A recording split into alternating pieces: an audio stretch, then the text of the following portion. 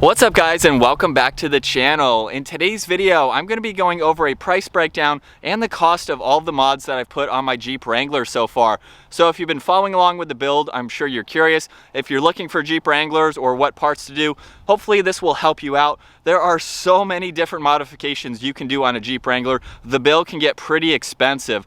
I would say right now my Jeep is very mild as far as all the mods go. I have pretty much all of the basics that you need to take this off-road and be better protected. All of these parts have been installed by myself or the help of my brother, so check out our Jeep Wrangler playlist if you're interested in more details on a specific mod. I will also have a few down in the description below. So looking at the front end of my Wrangler now, we'll start with the grille. You can see it's completely blacked out and it has that kind of angry style design to it, which I'm digging. I like it. I wasn't a huge fan of it when I first got it because the rest of my Jeep was completely stock, so it was too much black for my liking. I know I've had some comments on that. One thing that I think I do want to do is add some red to it, so just make it tie in a little bit nicer. And with this grille, you can see I opted to get the 20-inch LED light bar on the top of it. This grille cost me $220. You can get it for under $200 if you don't get that light bar on top. So I'm digging it now that I have an aftermarket front bumper. I think it ties in a little bit nicer, but I do think if I add some more black accents around the Jeep that it might tie in a little bit better at the same time. And one thing that I love about this grille is it doesn't cut into the headlights as much as some other angry grills that I've seen. So of course I have my visibility from my LED headlights, and I have a whole new set of headlights for the Jeep, which cost me $140. So that's not too crazy, especially when I've seen headlights for my Tacoma for almost $1,000. $140 is not out of this world for pricing, but I really like them. They're LED for the headlights and the high beams. And something that I did, I converted the DRLs on these to my turn signals for the front, since I eliminated those with my fender flares, which you'll see here soon, or you can kind of see them right now. So I have forward-facing turn signals, which is of course nice and keeping it legal. And so yeah, there's the prices on those. We'll talk about my front bumper now, which cost $265. I was trying to keep this build kind of built on a budget. I didn't want to go over insane on the prices. Like I said, Jeep Wrangler can cost a lot of money depending on the mods that you go with. So this is one of the cheapest bumpers that I found. And at the same time, it's very versatile. There's a spot on the top for a winch. If you have to have a front license plate on your Wrangler, there's a bracket for that. And then this bull bar also has some mounts for lights. So if I didn't get the light on the grill, I could mount it on the top of here and still have a light. And it retained the housings for the stock fog lights. So I have switchback style fog lights in the stock fog light housings, and all of the LEDs that I have on this were about $210 when you combine them together. I did have LED bulbs in my factory housings, but now that I have the aftermarket ones, of course I don't need those. But the switchbacks are pretty cool. They go from yellow to white, of course, just depending on the weather conditions and things like that. But I really love how it retained the housings for those.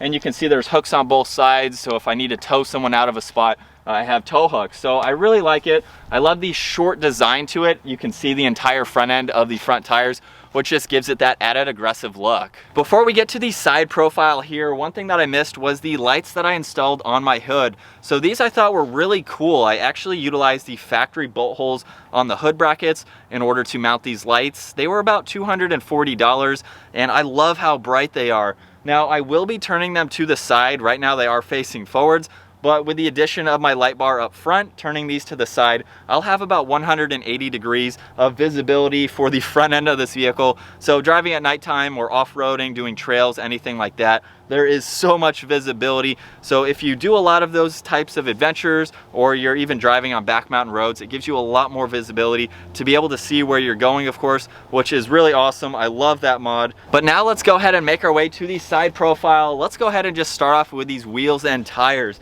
So when I first got these wheels, they are a two-tone design. They have black and bronze. In the sunlight, you can kind of see some silver bronze going on.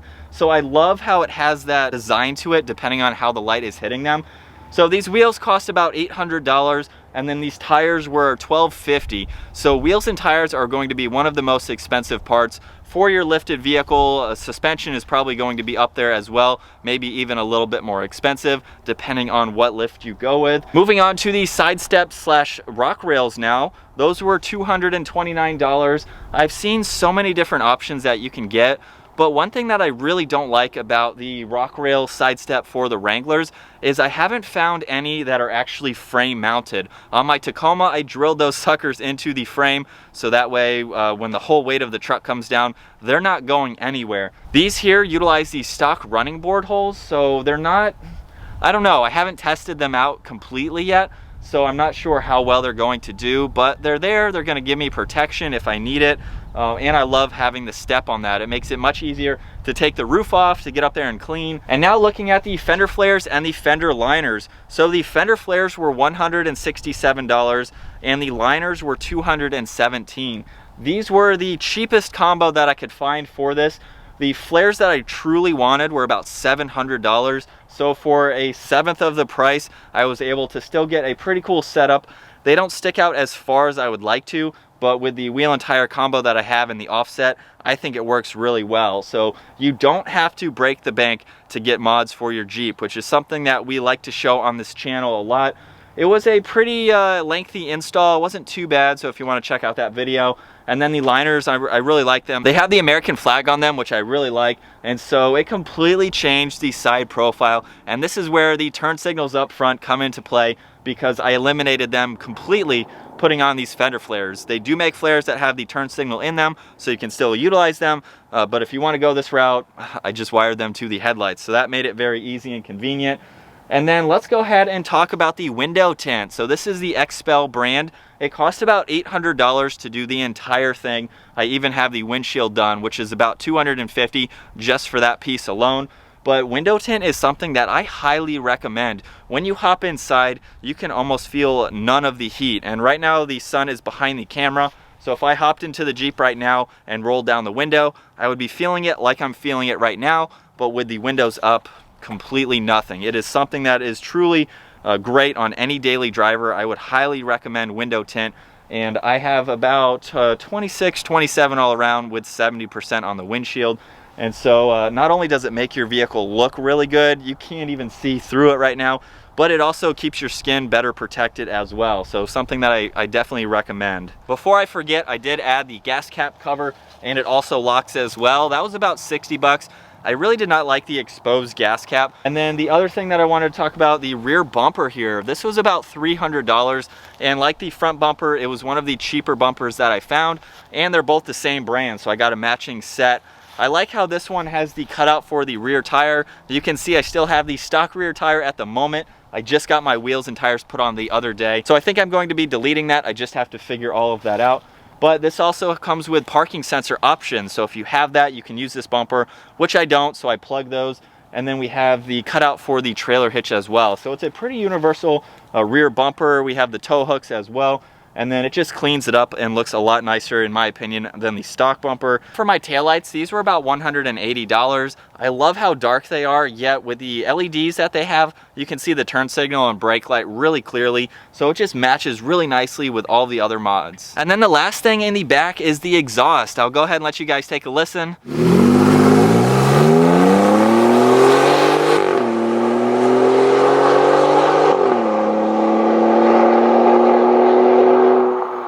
This was about 680 bucks, and an exhaust is something that I love putting on any of my vehicles really, but I want something that's daily driver friendly, it's comfortable, it's not crazy loud, there's no drone, and it just gives the truck a little bit more of a grunt. So this exhaust, it's the high-tuck version, so you can't even see it, gives it a really clean look from the rear, and it's well protected and going off-road. And so with all of the exterior mods out of the way, there's only 3 things that I've done on the interior. First up is the dash. You can see I have it painted. If you're unfamiliar with Jeeps, the Rubicons actually come with a really nice dark red finish to them. So I didn't want to go quite that dark. I matched it to the paint on my Wrangler here. I think it looks really good, and that was about $40 worth of paint. And then I have this center armrest pad, which was about $17. There's a spot on both sides you can place your phone. There's really not a whole lot of front storage space for me or my passenger there, so it's really nice to utilize those, and it makes it a little bit more comfortable. And then the last interior mod is this shelf for the tailgate. So this is something I've utilized a few times already, and it's very easy to open up. You just have to get these off, we have a lower shelf here, and then there's also an upper shelf. So if you go camping, you go off-road, you can sit in the back of your Jeep here and have a nice flat surface to put any of your items. So it's pretty cool. It mounts right into the back of this liftgate here, so you can actually utilize the holes that are already there. And so it makes it very easy to mod your Jeep. I love all the different accessories that you can get for them. Like I said, there's probably something that you could get in place of this, utilizing those bolts. You can put on handles around the roll cage.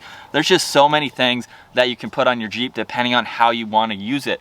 So with that all said, the grand total of all of these parts I have on my Wrangler comes to $5,890. So we're just shy of $6,000 into this Jeep. To me, that's a good amount of money. Of course, that is expensive, but when you factor in, especially for me with owning a Toyota Tacoma, that is not all that much. I have a lot more into my Tacoma than I do in this Wrangler, and all these parts are relatively easy to do. I did all of these in the driveway, and with basic hand tools, you can put a lot of these parts on. This is a very, very mild build. I haven't gone crazy overboard with it, and I've had my Jeep about 5 or 6 months now, so it's taken a little bit of time to get it to this level here. And of course, you can break that budget if you want. You can come in under that budget. So I would say my build is kind of in the middle. It's nothing too crazy, yet at the same time, it has a great stance to it. I love how aggressive this truck is with all these parts, and I think I'm kind of winding down on what I want to do on this. Like I said, I don't have a lift, so I'm debating on whether or not to do that. I love how it looks already, so we'll take this off-road with these new tires now. I have about 2 inches more of ground clearance over these stock tires, so we'll see how it does, and then from there I can see what size lift I want to put on this, because I really don't have any rubbing issues in my fender liners there. So I hope you guys enjoyed today's video, the breakdown on building my Jeep Wrangler. If you enjoyed it, give it a huge thumbs up. Consider smashing that subscribe button if you want to stay up to date on our daily uploads, and I'll see you guys in the next video.